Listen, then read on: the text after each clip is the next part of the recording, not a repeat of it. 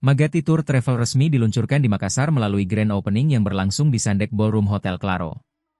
Acara ini dihadiri perwakilan Kanwil Kemenak Sulsel, Ketua Asita Sulsel, tokoh masyarakat, tokoh agama, kalangan perbankan, hingga ratusan undangan. Hadir pula bintang tamu Umi Pipik yang menambah semarak peresmian sekaligus memberikan warna religi pada acara. Dalam momen tersebut, Magati membagikan door prize menarik seperti koper, voucher belanja, uang tunai, hingga grand prize paket umrah gratis bagi undangan yang beruntung. Owner Magati Tour Travel, Wahida Asaat, mengatakan kehadiran perusahaannya merupakan upaya nyata memudahkan masyarakat dalam melaksanakan ibadah umrah dengan aman, nyaman, dan penuh keberkahan. Direktur Kaila menambahkan adanya promo eksklusif berupa potongan harga umrah khusus selama grand opening berlangsung.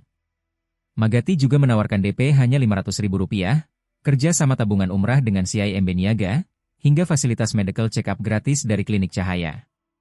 Keunggulan lain mencakup penerbangan langsung Makassar-Jeddah, tur leader berpengalaman, city tour ke destinasi bersejarah, layanan kereta cepat Haramain, serta konsep private trip yang nyaman bagi jamaah.